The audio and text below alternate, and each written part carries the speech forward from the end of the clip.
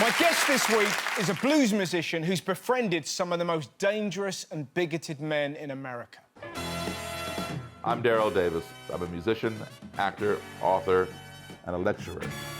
As shameful as it is, you don't burn our history, regardless of the good, the bad, the ugly. And the Ku Klux Klan is as American as baseball, apple pie, and Chevrolet.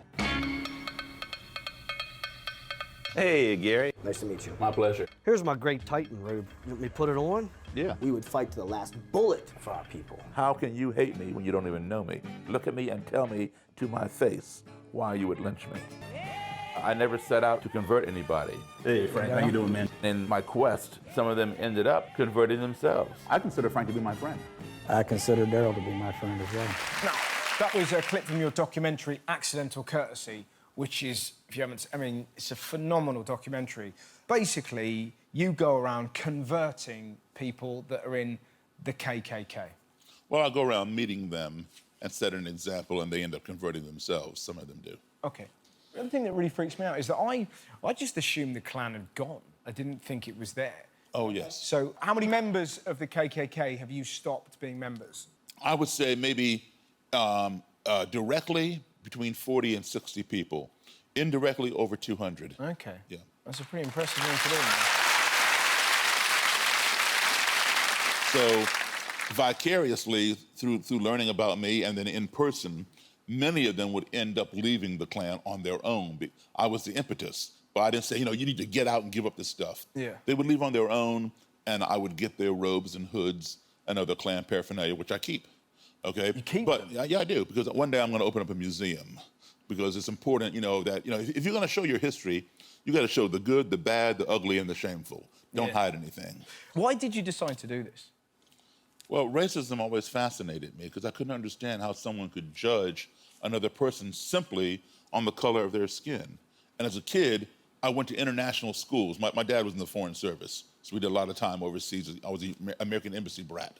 In my classes back in the 1960s, I had Japanese kids, Nigerians, Italian, French, Russian, German. If you were to pop your head in the door and look at my classroom, you would say, oh, that looks like a United Nations of little kids, you know? And at the same time that I was having this diversity, my peers back home in my own country were either going to newly integrated or still segregated schools. So when was the first time you encountered? Well, when I would come back, I would either be in an all-black school or a black and white school, a newly integrated school. So when I was overseas, I was living 12 to 15 years ahead of my time. Wow. So you were literally going from Technicolor to black and white. Exactly. Yeah. Exactly. That was actually quite You clever. You actually freaked out because you're, is that racist? No. It's the truth. Yeah, man. Yeah. So how does one go about changing the mind of a racist? By learning as much as you can about that ideology. Right. Before you meet them. Because you know what? When I would go in there and meet with these people, I would know as much as they did or more about them and their organization than they did. And so whether they liked me or not, they had to respect me. Right. Because I'd done my homework. Yes. So that enabled me to sit down and listen with them, and I would not allow them to push my buttons. And that really throws them when they see that I'm unshakable. How do you not get scared? These people want to kill you. Well, they got a lot to kill, don't they? See, look at that. So you're laughing about that. How do you, how are you not scared? Well, I mean, there are people who believe that way, who wear clothes just like you and I. And you probably even know some, but you don't feel that fear until you see them in their robe and hood.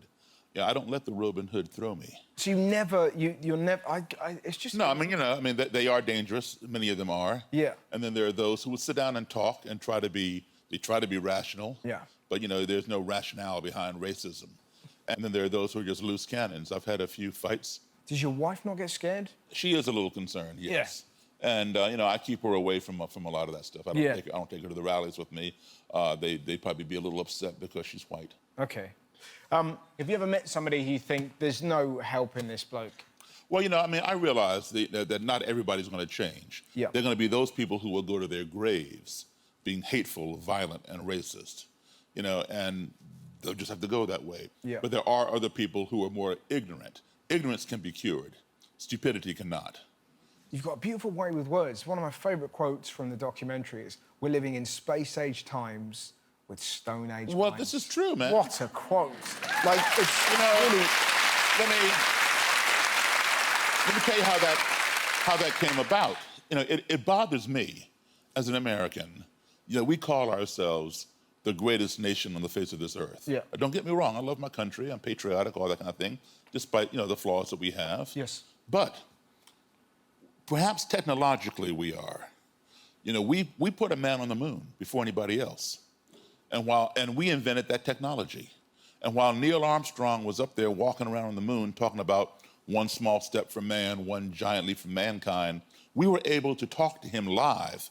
So how is it that we, as Americans, can talk to people as far away as the moon and all over the face of this earth, but yet many of us have difficulty talking to the person who lives right next door because of his color, his ethnicity, his persuasion, his religion?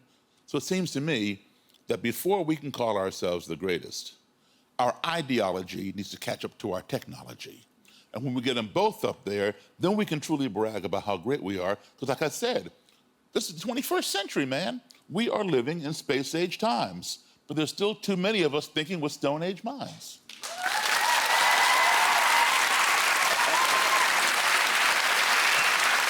I like it. One of the more upsetting bits of the film is when you have a discussion with the Black Lives Matter guys. Yes. And it's kind of, they get very frustrated with you. Yes. Because they think that you should be doing more to help the black community than trying to turn, you know, KKK members. How did you respond to that? Because it was one of the most sort of visceral moments of the film. That's an excellent word, visceral, okay? A lot of black people, when they see a picture of me shaking hands with somebody in a robe and a hood, Yeah. of course there's a visceral reaction, a knee-jerk reaction. I would have one myself. Yeah. All right? But there are those who form an opinion immediately, and, oh, you know, this guy must be a sellout. He must be an Uncle Tom. He must be an Oreo. Yeah. Black on the outside, white on the inside.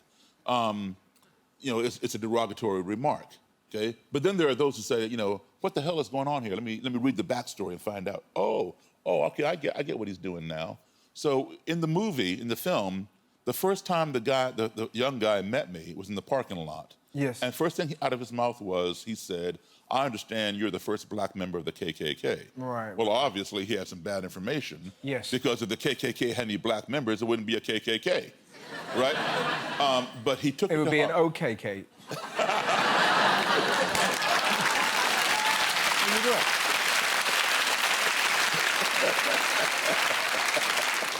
So, even when you laugh, your face is beautiful. So he and his buddies ganged up on me. Yeah. And what you saw was 8 minutes of contention. Yes. It went on for almost an hour. It almost broke out into a fist fight. Right. Okay? Now, believe it or not, 3 Wednesdays ago, we went out and had dinner. Now we all are friends. Oh, okay. And they better understand what I do. I better understand what they do. And we have agreed to work together. Dialogue is the key. Yeah, but that's the main thing that comes out about the documentary. It's a conversation, isn't it? Yes. When two enemies are talking, Yeah. they're not fighting. They're talking.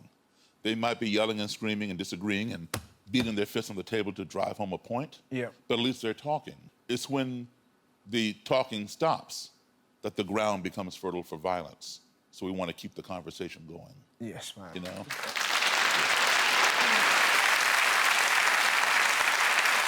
Where do you stand on Trump? I believe, now I did not support him in this last election. However, I truly believe that Donald Trump is the best thing that has happened to my country. Really? Now, yeah, I do. What's that? Now let me explain how. Yeah, I know, Okay? See, there you back. Let me If you, explain. do you ski? I mean, no. Okay, well, I've never been skiing, but I love the way that you... I mean, that is a curveball. Isn't it? I just think, you're just like me going, Theresa May is an excellent politician. Tobogganing, is it your thing? I've never skied. Are you a skier? Well, no. No. Well, if you went skiing, perhaps, or just walking down a flight of stairs, I could do that, and yeah. you fell, you may fracture your leg. Yes. All right. You go to the doctor. Doctor X-rays and says, "Well, Russell, the type of fracture you have, I have to break the bone and reset it Right. so it will heal properly. Yes. That is precisely what Donald Trump is doing to the United States. Oh, that's He is interesting. breaking the bone of the country, not by any intelligent design, you understand. Just through his BS. Right. Yeah.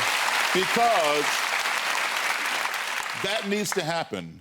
My country was built on two tiers: white supremacy and slavery. Yeah. Okay?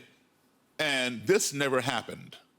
When we progressed like this, Yes. not like this. Okay? Yeah. So when Donald Trump gets done breaking the bone of America, everybody is going to be hurt. Black, white, Muslim, Jew, Christian, rich, poor, male, female, we all will be hurt equally. We all will be on the ground level. And we will have to rebuild together, rely on each other to rebuild together. Yeah.